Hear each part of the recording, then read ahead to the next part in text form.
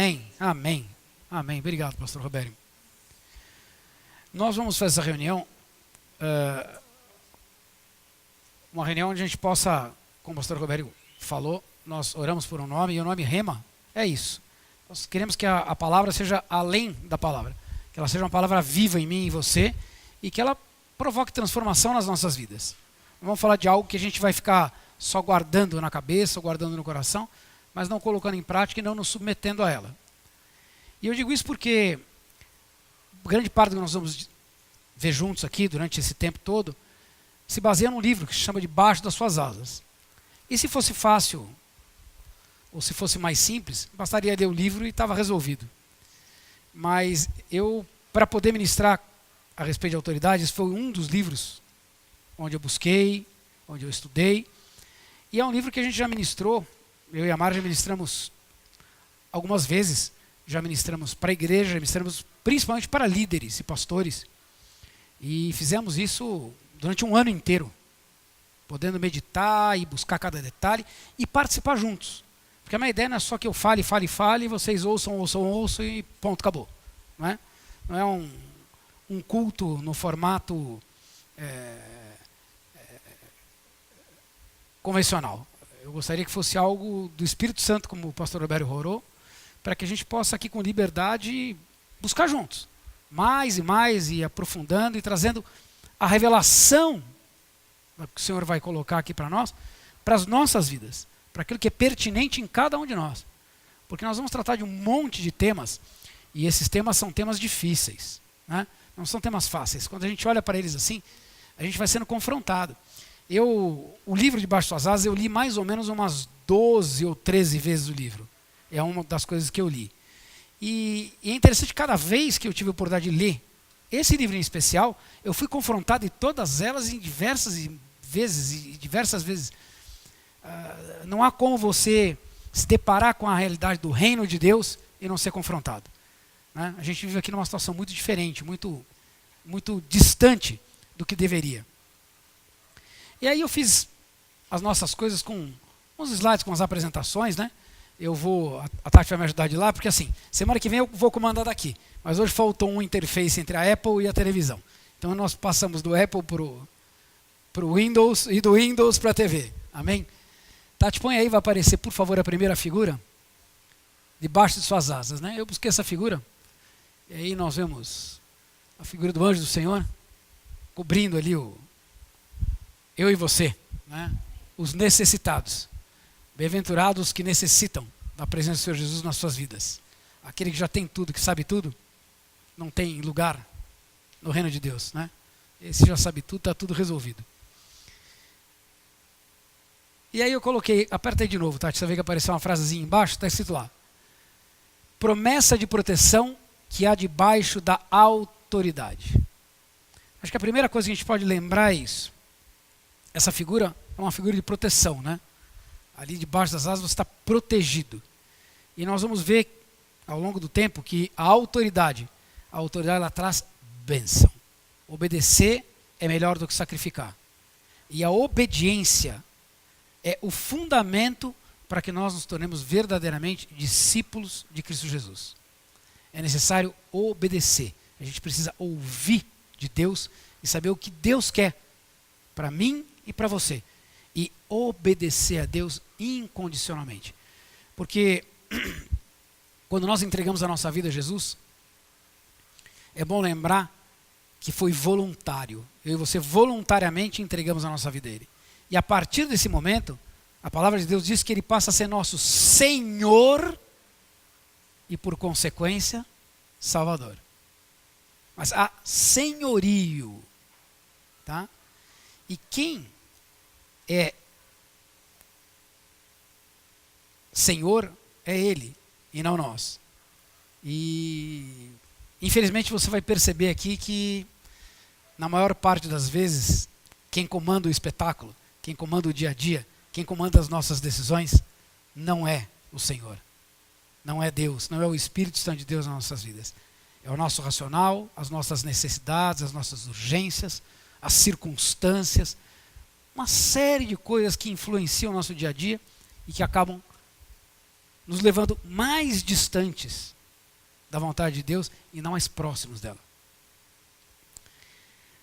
O primeiro, dá um toquinho, por favor, Tati. O primeiro ponto que eu coloquei aí é que é difícil entender os princípios do reino com uma mentalidade democrática.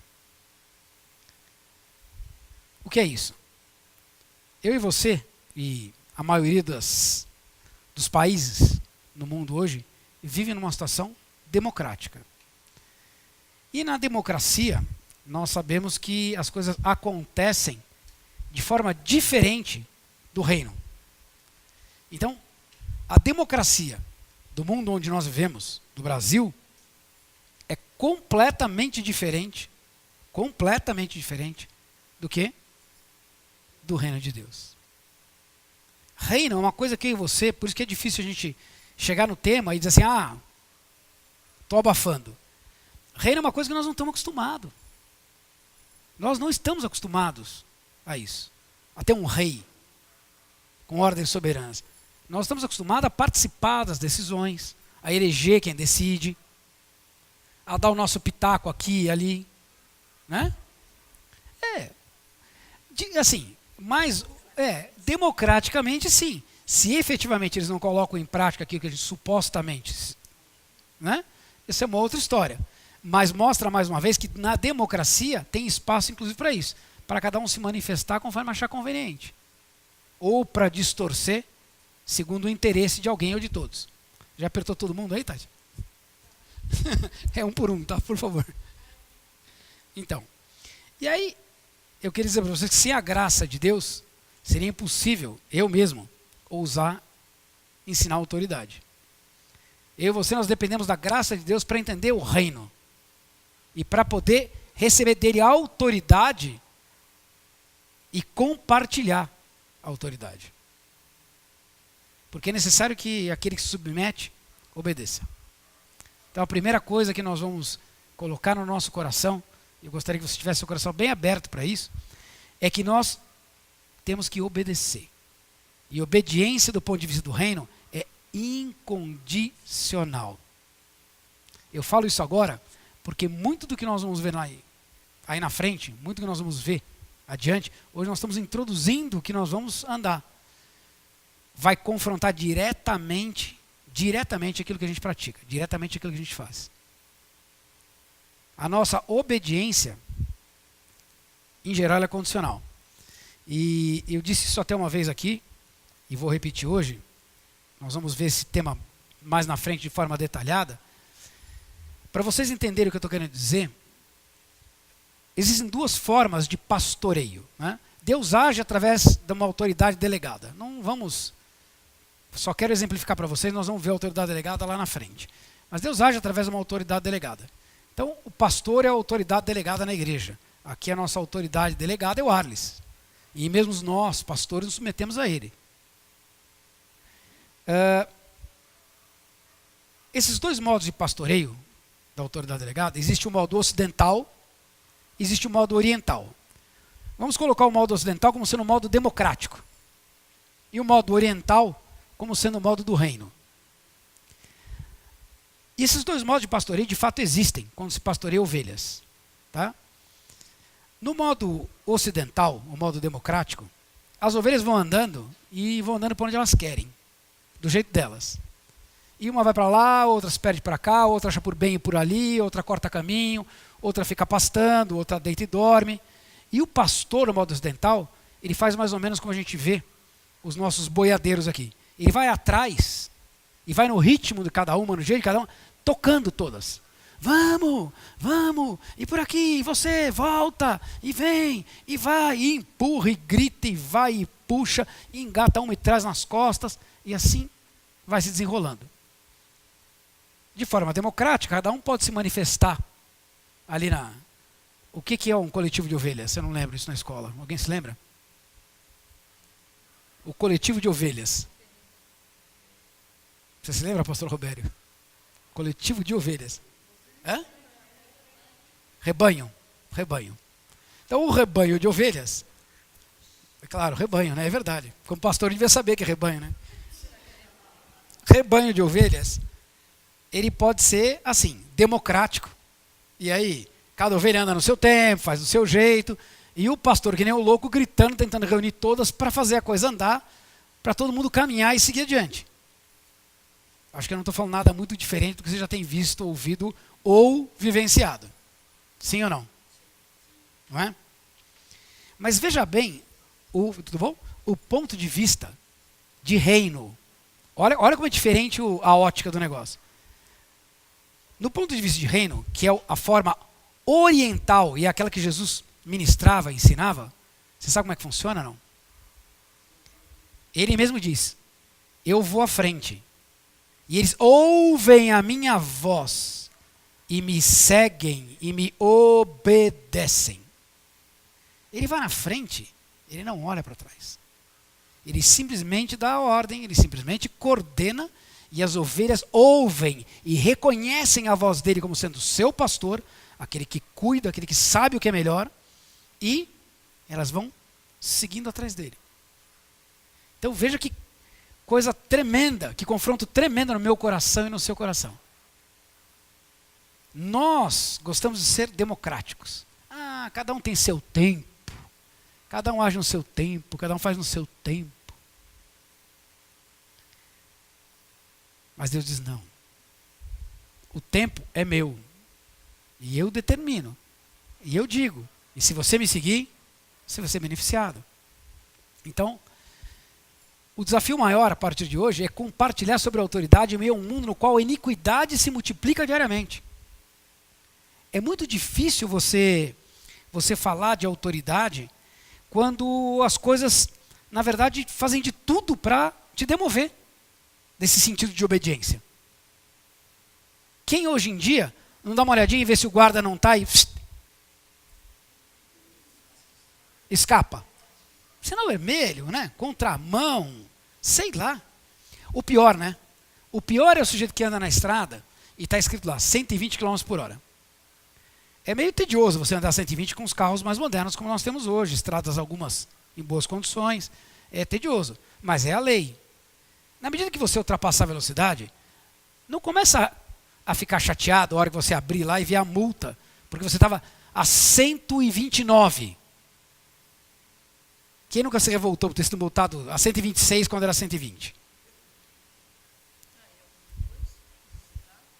E por 2 você reclamou.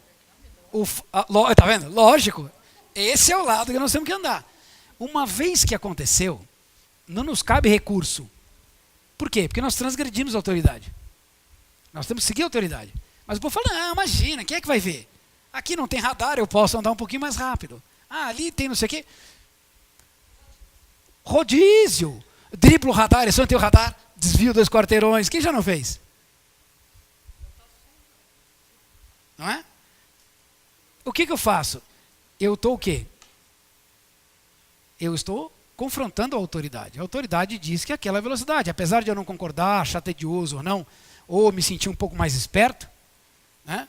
Democraticamente eu acho que eu posso dar um meu jeitinho. Aliás, infelizmente aqui nós somos um país onde a gente acha que pode dar jeitinho. E nós temos que quebrar em nome de Jesus o país do jeitinho. Nós não somos o país do jeitinho. Nós somos o país do Senhor Jesus. Então é um enorme desafio, né? A gente fala de autoridade. Porque a autoridade para nós é uma coisa complicada sempre. A gente desafia a autoridade na escola, quando começa os professores, desafia a autoridade em casa dos pais. Criança, a primeira coisa que desafia é a autoridade. Alguém teve algum filho que a primeira coisa que fez não foi desafiar a autoridade do pai e da mãe? Os meus sempre testaram. Eu lembro do Ricardo, ele tinha mania, o mais velho, 26, está casado. E a mania dele era vir dormir no meio do pai e da mãe. Plaft! Como tantas outras crianças fazem. E ele teimava de fazer isso. Mas eu sei que, de tanto fazer, eu falei, Mari, chega. Para. Para. Eu tranquei a porta. Ele veio na porta, bateu na porta, chorou. Essa aqui louca para levantar e abrir a porta. Eu falei, não vai abrir. Fui lá na beira da porta e falei, meu amigo, vai para quarto, já te ensinei, vai para sua cama e dorme. Você ouviu? Nem ele. O que ele fez? Eu só descobri na manhã seguinte, porque eu abri a porta, ele estava dormindo, encostado na porta, e ele, blaft. Quando eu abri, ele passou por lá de dentro, caiu. Tumba.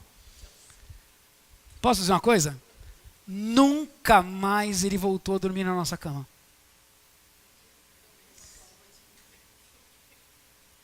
Entenda, a autoridade é para dizer para ele que ele não precisa vir do meio do pai e da mãe. Que nós estamos lá para atendê-lo na necessidade que houver.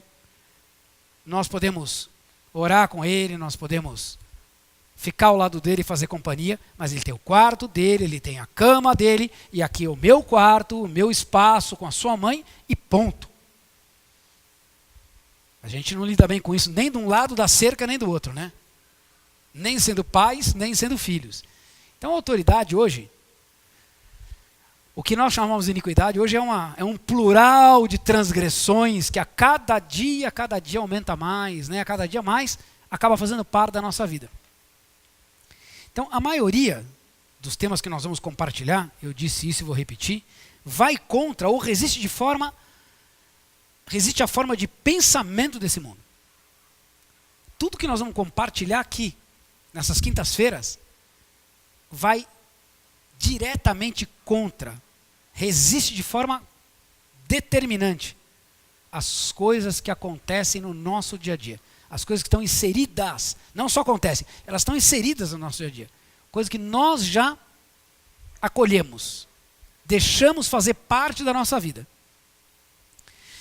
E eu diria, pode andar um pouquinho aí, Tati, por favor, o de baixo.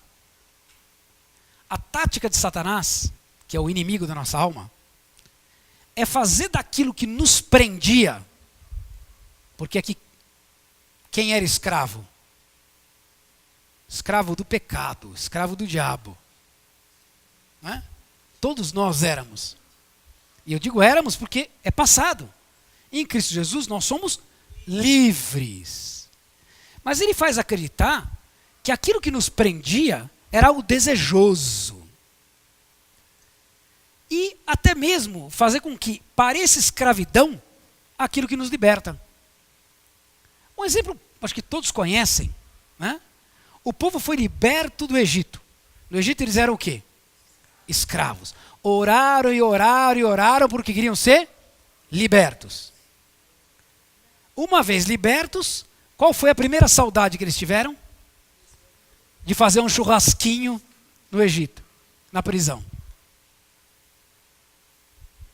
O diabo conhece, a tática dele não é muito diversificada, ele não tem lá muita imaginação não. Ele pega o que dá certo e vai aplicando, geração em geração. E hoje, dentro do nosso meio, né, dentro das igrejas, o que nós vemos mais e mais são as pessoas acreditando nisso. Que as igrejas prendem, escravizam, dominam, e a gente acaba acreditando nisso.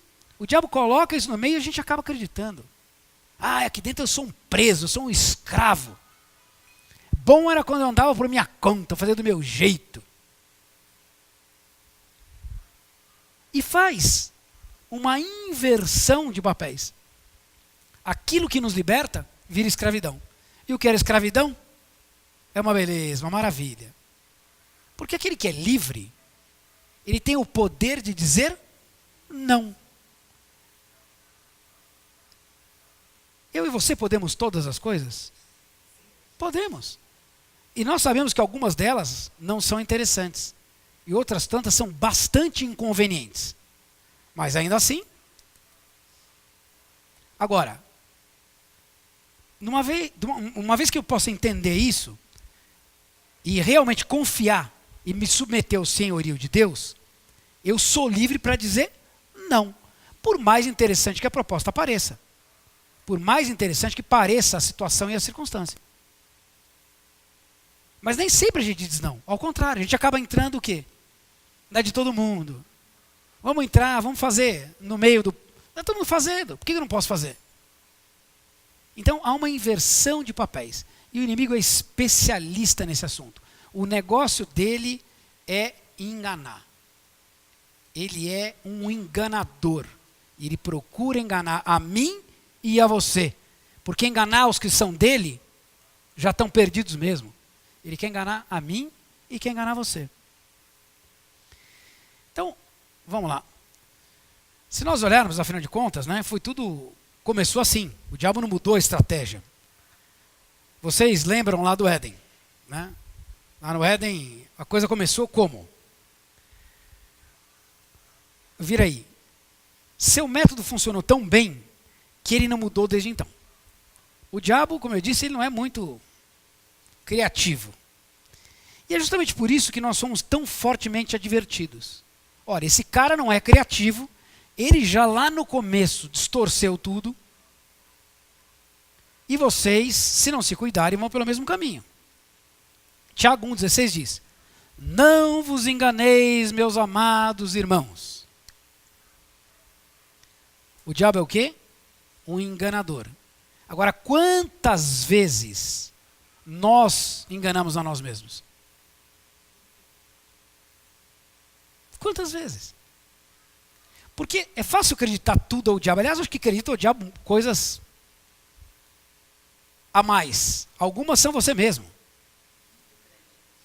Porque a melhor mentira é aquela que você mesmo acredita, né? Essa é a mais profunda de todas. Tem gente que mente tanto que a história fica tão completa que o sujeito crê que de verdade aquilo aconteceu, que é fato. E eu não estou falando assim de algo que, não, é comigo só. Não, é genérico. Pode acontecer com qualquer um. Nós estamos sujeitos a isso. E em Romanos 12,2 diz assim: não vos conformeis com este século, mas transformai-vos pela renovação do vosso entendimento, para que experimenteis qual seja a boa, agradável e perfeita vontade de Deus. É o versículo que para mim definiria tudo que nós vamos ver aqui. A ideia é que a gente possa renovar e transformar o nosso entendimento. Renovação. Não importa o que você já experimentou, não importa o que você já fez, dê um crédito para renovação, para que Deus venha com o seu novo, através do Espírito Santo de Deus, e transforme em você aquilo que era mais difícil, ou aquilo que já foi e já voltou. Sabe aquela que deu um passo para frente e dois para trás? Todo mundo tem uma área dessa ou mais na vida, né? Então o desejo do meu coração é que a gente possa, através da autoridade de Deus, da nossa submissão a isso, ter a nossa vida transformada, não ser mais enganado e ter um entendimento do que é a vontade do nosso Senhor, para que possamos experimentar qual é a boa, agradável e perfeita. Quão boa é, agradável e perfeita a vontade dele, o Senhor Jesus, o Senhor nosso Deus. Agora, começa pelo próximo aí, que esse é o bom.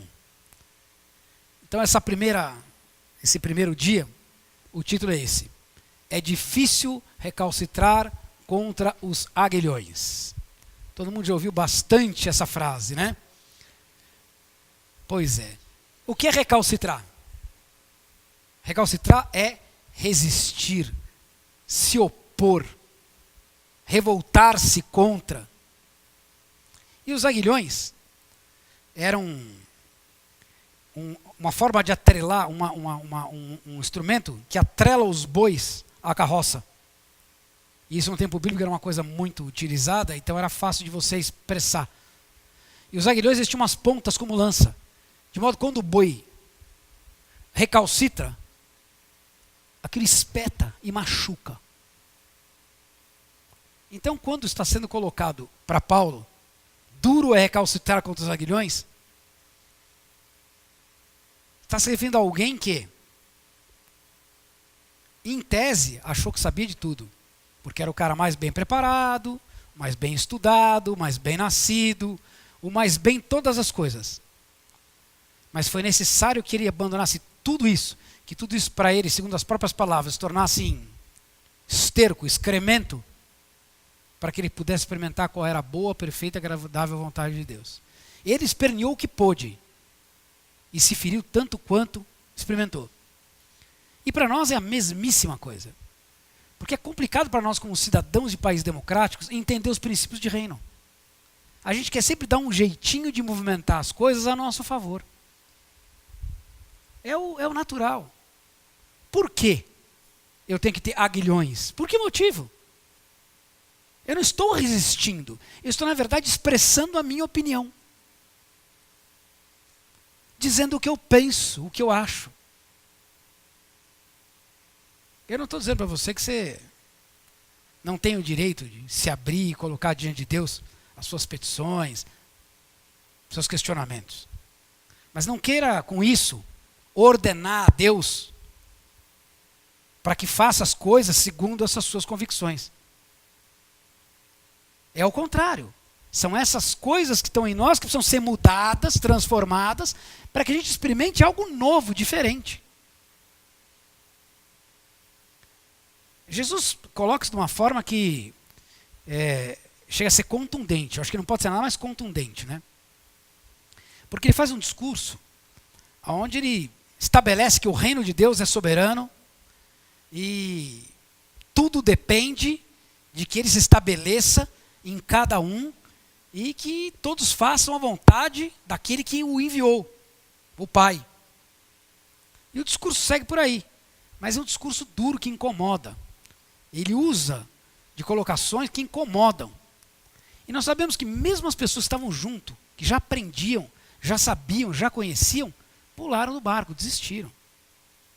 Disseram, não, esses aguilhões espetam demais, isso não serve para mim. Eu vou cair fora. E caíram fora. Jesus vira para os 12 que sobraram, ou os 12 que com ele estavam, e diz assim, olha, a porta que eles foram é aquela ali. E continua aberta. Se quiser, aproveita e vai. Por quê? Porque eu não vim aqui fazer a vontade de vocês e nem de ninguém. De fato, a minha missão primeira é fazer a vontade daquele que me enviou. É duro o discurso, né? É duro, é duro. Porque a nossa vontade é uma vontade louca, né? Mas nós temos que lembrar que, em última instância, o reino de Deus é exato e precisamente isso. Um reino. E num reino tem rei. E o rei é quem manda. O rei, ele é o governador. O reino é governado por um rei e existe hierarquia, ordem e autoridade. Porque essa é uma outra coisa que nós não estamos nem um pouco habituados. Para nós existe ordem e autoridade, mas com ponto e vírgula.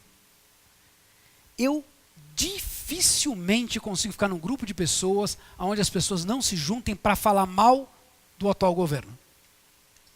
Vocês conseguem ficar num grupo onde isso não aconteça? Eu me pego muitas e muitas vezes, eu mesmo, me queixando para minha esposa. Porque esse governo isso e não sei o que aquilo, olha só o que esse cara está fazendo. Vamos começar a praticar autoridade? É assim que eu vou mudar as coisas? É desse jeito que vai melhorar a forma, não estou aqui dizendo certo ou errado, não. É desse jeito que eu vou mudar a forma dessas pessoas agirem, pensarem. Alguns condenam. Nós estamos condenados por gerações. Esse país aqui por gerações está contaminado. Veja bem, se eu e você, com o poder que há em nós, com a nossa boca, declararmos isso, o que vai acontecer? Nós vamos ligar aqui e vai ligar lá. Nós vamos desligar aqui e vai desligar lá. Vai continuar? Eu acho que vai piorar. Minha impressão é que vai piorar. A gente vai ajudar a piorar. Eu não estou discutindo aqui o caráter da autoridade. Eu estou discutindo que a autoridade, sendo ela boa ou má, a palavra nos ensina que é a autoridade. Toda ela foi constituída por Deus. Saul, por um acaso, era boa autoridade? E Davi segurou as pontas até o fim. Ele teve para matar Saul oportunidades claras. E não o fez. Até o fim ele segurou. E respeitou a autoridade de Saul. Tendo força, tendo todas as condições para resolver aquilo de outro jeito. E não o fez. É difícil para nós muitas vezes resistir a isso. Mas um reino, ele é um reino. Tem um Senhor. E a vontade desse Senhor, ela é soberana. Num reino, o rei ordena e todo mundo obedece, todo mundo faz. As leis do reino de Deus, elas não são suplantadas. E veja bem, nem estão sujeitas à opinião pública, votação ou eleição. Ponto. O rei não vai se sujeitar, Ele não vai mudar a sua forma de ser, a sua maneira de pensar, porque você tem uma opinião diferente da dele.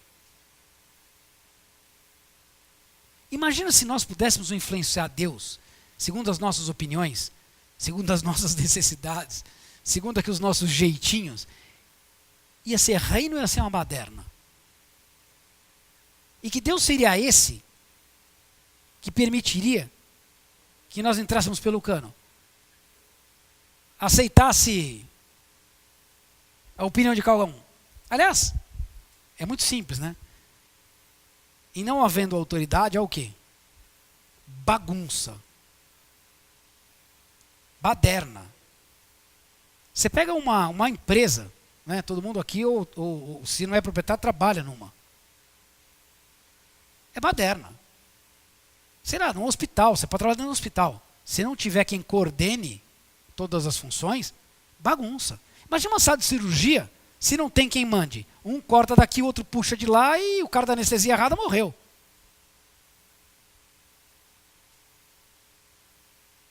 A autoridade é fundamental para mim e para você. Mas não é o conceito que está em nós. Nós somos aqueles que gostamos da palpite, da opinião, pitaco em quase todas as coisas. Ou não? Ou sou eu que gosto de dar pitaco? É interessante porque assim, eu falo para vocês de todo o coração. Hoje é um dia que a gente se reúne enquanto pastores, né? Então nós estamos lá para ouvir de Deus, ou seja, ouvir do Ares, da Lilian, a direção por onde nós vamos caminhar. Recentemente nós mudamos aqui todas as coisas, estamos reunindo em mesas.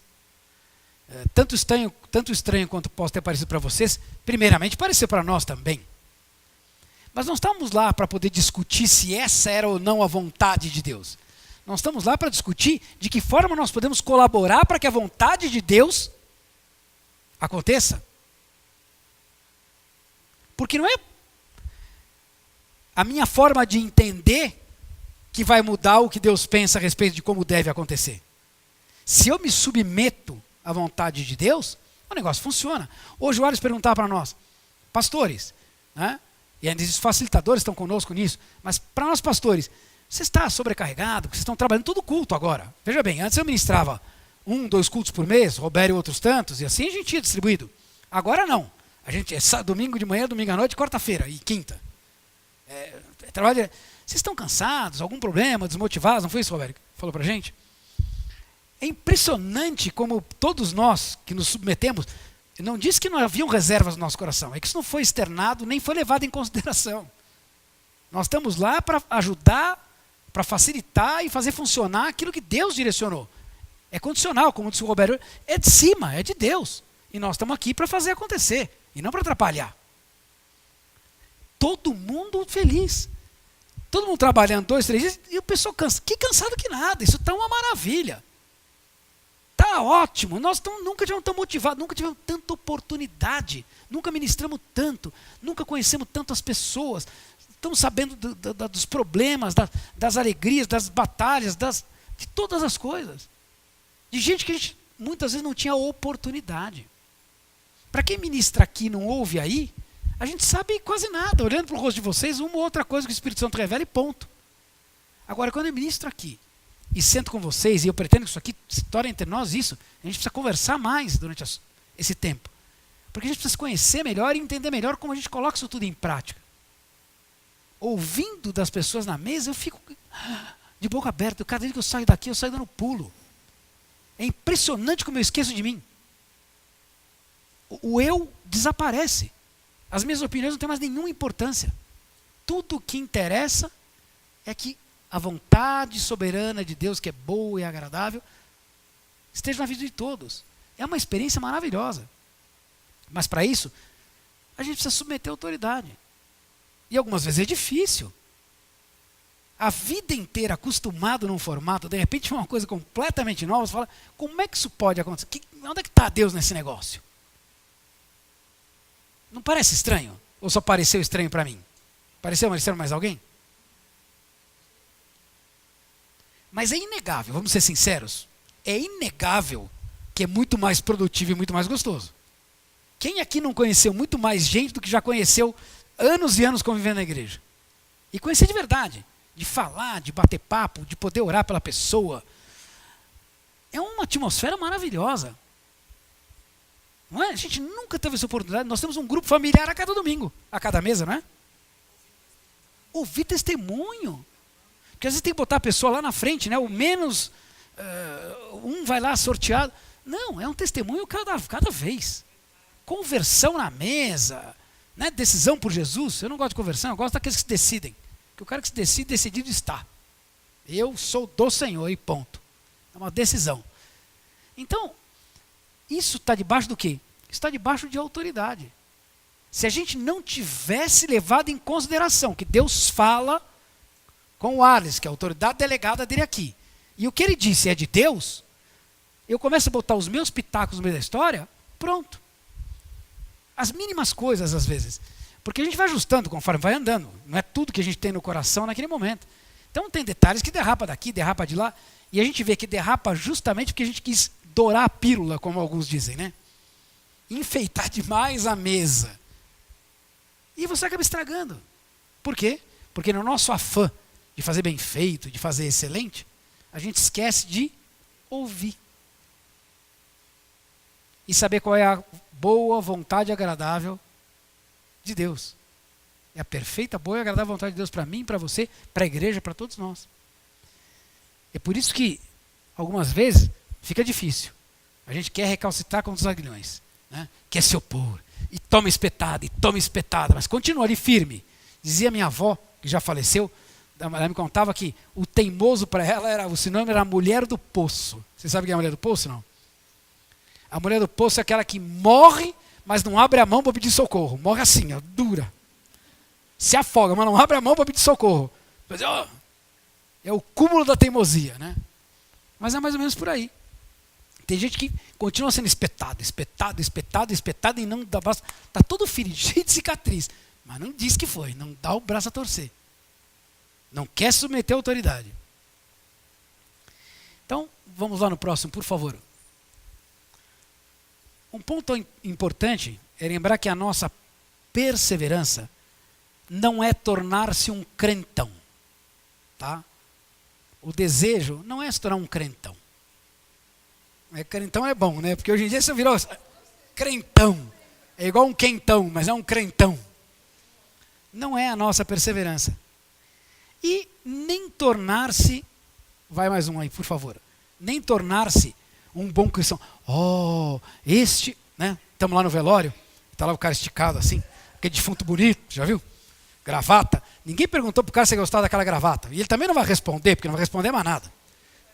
Às vezes não usava aquele sapato, era novo, zero. Você olha aquela sola lisa assim, né? E vai tudo para apodrecer, um espetáculo. Está lá o defunto. E alguém chega, era um bom cristão. De repente o tal bom cristão, eu não sei onde ele foi não. De roupa, sapato novo e tudo mais.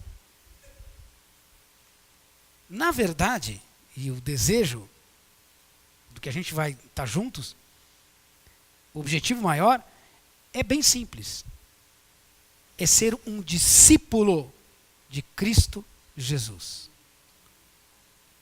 A nossa figura é o que Jesus faria, o que ele fez. Nessa situação, como é que ele se submeteu ao Pai? De onde ele buscou? Porque ele buscou algumas sacadas que você vai me desculpar, só o Pai revelando. Não tinha como. Ele faz coisas que deixam a gente estarrecido. Como é que o cara cura o cego? E ele podia curar o cego, sinceramente, dizer assim, cego, ser curado. Assim, não pode nem a mão. E não ia ser curado? Ele podia fazer assim, vê. E o cara ia ver também. Aí o que ele faz? Chega diante do cego, naquela terra limpinha, onde animais faziam cocô e todas as necessidades possíveis, todo mundo caminhava, e por isso que lavava o pé quando chegava na casa dos outros rapidinho, porque aquela terra onde andava era uma coisa lascada, tudo passava por ali. Aí ele vai, faz, dá uma cusparada no chão, faz lama com aquele negócio. Já deu que fez, olha lá. Imagina o cego que não ia ser cego, porque que nojo. um pouco no olho de cada um. Um pouco em cada olho. O cara sai com 2 gosmas de lama, de cuspe. Aqui, ó. E ele manda ir lavar no tanque. Lá longe. Pronto. Aí eu digo para você, tinha forma mais simples de realizar, não tinha? Ele fez isso porque ele era sarcástico.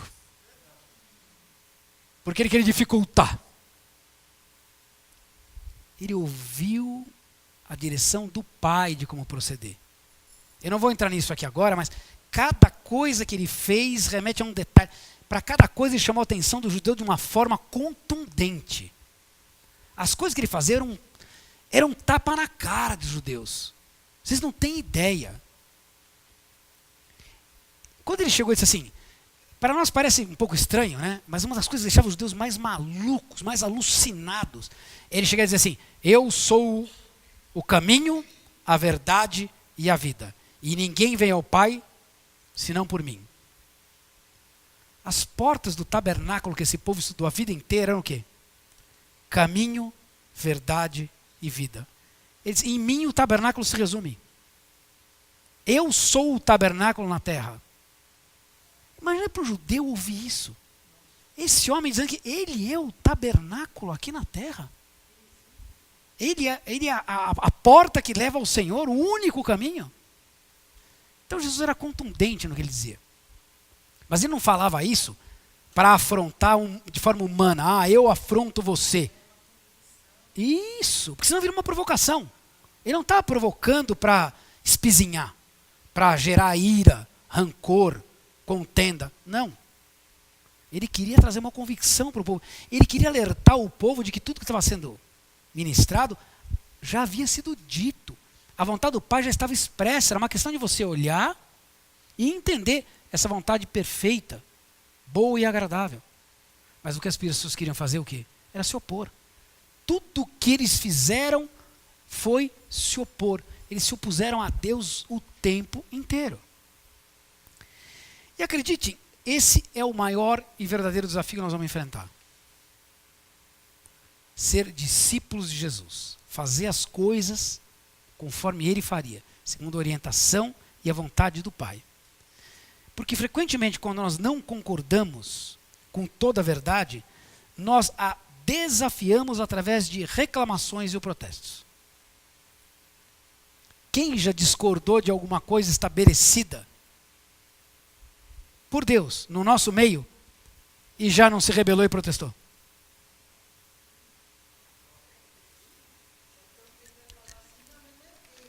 Isto não é bem assim, é um demônio bem legal, é bem conhecido. Não é bem assim. Eu não vejo assim, esse é outro demônio super conhecido. Aí tem eu não penso assim, e tome demônio. Na verdade, quem começou tudo isso? Foi a Eva.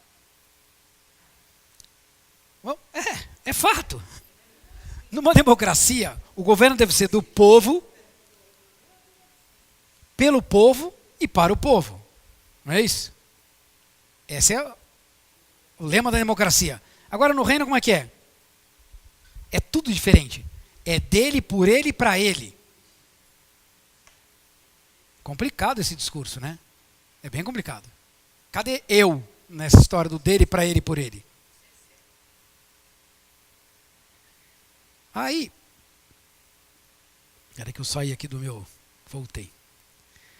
Não por acaso, Jesus ensinou uma forma de orar para mim e para você. E o que diz essa forma de orar? Põe aí, Tatiana, por gentileza. Vocês não se lembram? Pai, observe isso. Venha a nós o quê? O meu reino. Ah, o teu. O dele. E seja feita a vontade de quem? A minha. O que eu acho, o que eu penso. Na hora que eu quero. Seja feita qual vontade? A dele. Seja feita a tua vontade aqui na terra, assim como, quer dizer, exatamente como ela é feita sempre no céu. Se vocês entenderem isso, como vai ser mais fácil? Seja feita a tua vontade. A tua vontade, não é a minha. É o teu reino, não é o meu. Eu coloquei lá, que mega desafio. E esse é o nosso desafio. Lá no princípio, Deus estabeleceu uma única restrição para Adão. Ele disse o quê? Não toque, põe lá, Tati, não toque nesta árvore. Não foi isso que ele disse?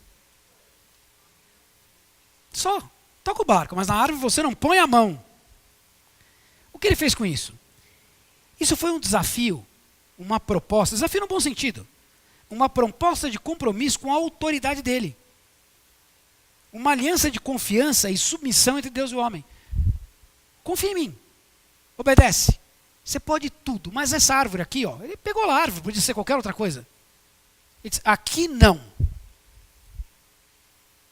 Só uma coisa, aqui não. E a nossa aliança está aqui, é isso. Essa é a confiança entre eu e você. Mantenha-se afastado da bendita da árvore. O que aconteceu? Nós sabemos o que veio a seguir, né? O que veio a seguir? Foi um homicídio? Foi? Adultério? Tampouco um furto, nem sequestro. Essas modalidades não eram praticadas ainda na ocasião. Mas o que aconteceu? Foi a iniquidade original. A iniquidade qual era? A origem. Desobedecer a Deus. Essa é a origem de tudo. Ele desobedeceu a Deus. E quando ele desobedeceu a Deus, e desobedecer hoje, nós podemos dizer que é um pecado, e hoje o pecado engloba várias formas de se manifestar, né? Não apenas a chamada iniquidade inicial. Com ela foi quebrada a aliança entre Deus e o homem. E daí para frente essa iniquidade adquiriu diversas formas de desrespeitar e desafiar a autoridade e o senhorio de Deus. Porque aquilo que é chamado pecado, nada mais é do que uma forma de afrontar a autoridade de Deus na minha vida e na sua vida.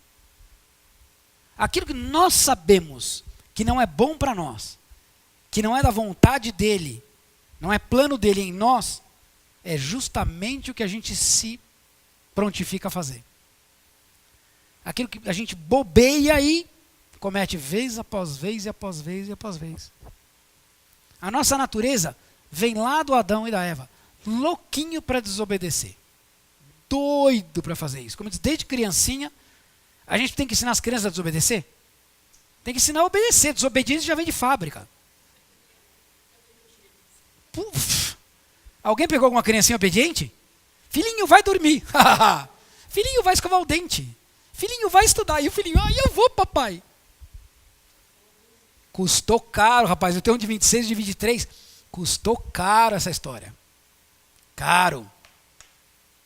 Porque sabe de uma coisa? A pior coisa, eu sempre digo para a Mari, a pior coisa que existe é ver os meus erros reproduzidos nos meus filhos. Isso me deixa de um jeito que eu fico mal. Porque a herança verdadeira, o melhor do que eu e ela pudemos fazer, está neles. Tem que estar neles. Nós temos que fazer e reproduzir a vontade do Pai na vida deles. E ensinar eles a aperfeiçoarem isso e reproduzirem isso. E essas são as gerações do reino de Deus. As gerações dos príncipes do Senhor. Agora, quando você vê o teu erro replicado, a tua iniquidade replicada na vida do filho, fazendo igualzinho, é terrível. É terrível, terrível. E Deus nos vê como filhos. Só que imagina que ele é o Deus que não comete erros. Não tem iniquidade. Imagina olhando as nossas. Ô raizinha danada. Isso não tem parte com o reino. Você, herdeiro desse reino, está se comportando como o quê? Como alguém que assalta esse reino? Que afronta esse reino? Que resiste a ele? Ele é teu e você está chutando ele para lá e para cá. Pisando em cima, maltratando.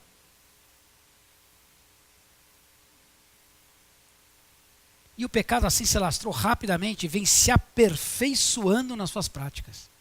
Se alguém tem dúvida disso, Converse com um jovem, com um adolescente numa escola hoje, você vai ficar estarrecido. Eu não estou dizendo com a idade deles, eu era um bocó. Não, porque eu não era. Aliás, para falar a verdade, se eu fosse levar em consideração meu passado, eu digo que só Deus é capaz de me trazer onde eu estou, vivo. Porque eu era terrível, mas terrível mesmo. Muito, mas muito, de todas as formas. Não tentarás o Senhor teu Deus, essa era a minha especialidade. Tentava todo o tempo, todo dia, o tempo todo. Eu era caprichado no negócio, fazia a coisa com gosto. E hoje eu vejo essa moçada, rapaz, eles aperfeiçoaram isso e muito. É impressionante. E as coisas estão ficando permissivas. O que antes era... Pois é, o que antes você olhava e dizia assim, pelo menos por questão de formação, educação, qualquer coisa outra que fosse, as pessoas se constrangiam, ou até tinham uma certa vergonha, uma reserva. Hoje não há nenhuma. Nenhuma, nada. Pelo contrário. Não é, assim, parece que faz para afrontar mesmo. A afronta é uma prática normal. Tudo. Nós estamos chegando na época do carnaval, é impossível você ligar a televisão. Impossível, porque é uma coisa... Eles vão focar, não é por nada, a gente não é querer ser... não, por favor. Mas é que não dá para engolir. É um troço absurdo. Eles conseguem buscar o pior da onde já é o pior. É uma liberação geral. Antigamente o carnaval era só alguns dias, né? São quantos dias? 3, 4, não sei. Hoje em dia é carnaval geral, o tempo todo. É um carnaval o ano inteiro. Virou um carnaval a vida de todo mundo. É o pecado se alastrando. É a Roma. O fato é que em Adão o homem deixou o conforto e a proteção de estar o quê? Debaixo das asas do Pai. Eu e você deixamos esse lugar de conforto algum dia. E é para onde nós temos que voltar. Sabe por quê? Só para a gente terminar, para a gente concluir, né? Nós prontificamos dias 8 às 9, são 5 para as 9. A primeira etapa que eu quero deixar com vocês é um princípio expresso por um homem temente a Deus. Põe lá. Um pouco mais na frente, é o 10 já. É o último, é que eu fui andando e você não deu para acompanhar. Vai lá no 10. Aí. Olha aqui, ó. Um princípio que eu quero deixar para a gente meditar essa semana. Pode colocar, Tati, por favor. O próximo também. Olha lá. Se ouvirem e o ouvirem, acabarão seus dias em... E os seus anos em delícias.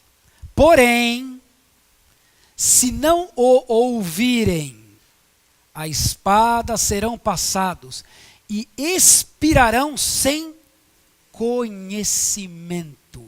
Que tipo de conhecimento ele está falando aqui? Conhecimento do reino, conhecimento da vontade, da perfeita, boa e agradável vontade de Deus. Nós estamos falando de quem? Jó.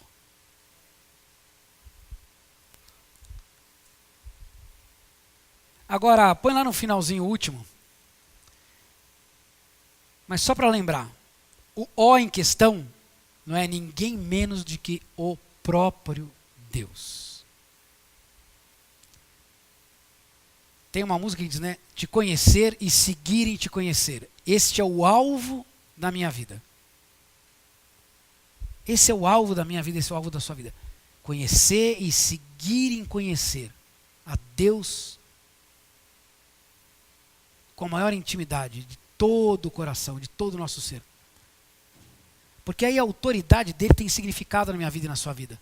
Não é uma canga colocada sobre as nossas costas, ou como alguns pensam, se tornar um marionete na mão de um déspota, cheio de vontades esquisitas e contraditórias. Esse é o contrário. Esse é o cara que engana. O diabo gosta de fazer isso da sua vida. Fazer eu e você de marionete. Mas nós não. Nós somos aqueles que se submetem à vontade de Deus. E na vontade de Deus nós somos livres. Porque o plano que ele tem para mim e para você é muito maior, infinitamente maior, superior ao que nós possamos imaginar ou perceber. A nossa criatividade humana não é capaz de contemplar, de trazer a valor presente o que significa aquilo que Deus tem reservado para mim e para você, quando nós nos sujeitamos a Ele, quando nós nos submetemos a Ele. Aquilo que para nós parece escravidão, eu tenho que fazer isso, eu tenho que fazer aquilo, eu tenho que fazer o outro. Quem planta essa ideia é o diabo, porque ele não quer de forma nenhuma que você se submeta. Porque ele sabe que onde há submissão, você está em proteção, está debaixo de asas, e aí há a verdadeira liberdade. Aí nós vamos ver plenamente todas as coisas, todas as promessas, tudo aquilo que Deus tem reservado para todos nós.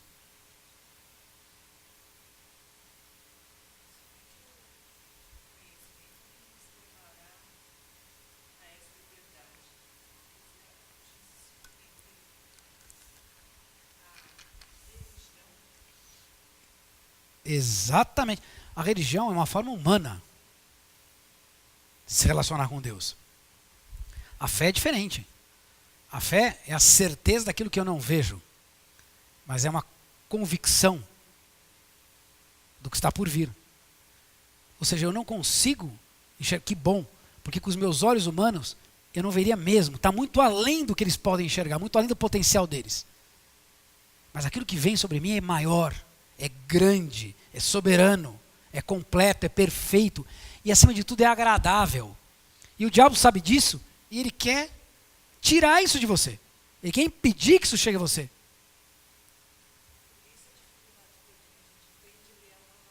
Sem dúvida, porque é a palavra que liberta.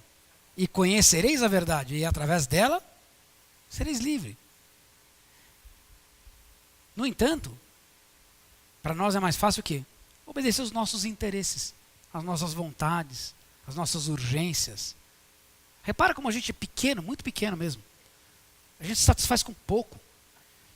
E se engana a ponto de acreditar no próprio engano. A nossa tendência humana é muito pequena. Muito pequena. E a gente acaba colocando a autoridade de Deus fora da nossa vida.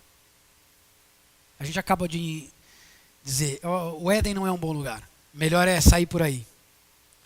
Debaixo das suas asas não é um lugar aconchegante, não é protegido. Melhor eu estar no carro blindado. Essa é a minha vida, essa é a sua vida. Não há nada que nos garanta, senão a proteção do Senhor. E a vontade dele é soberana mesmo quando a gente não entende. Só para concluir mesmo, recentemente faleceu uma pessoa que estava ministrando. O pastor Roberto também teve o poder de ministrá-lo, e eu conversei com ele. Eu o conheci doente e conversei com ele durante um ano doente. Quando a doença foi descoberta, ele estava em fase terminal. E ele faleceu.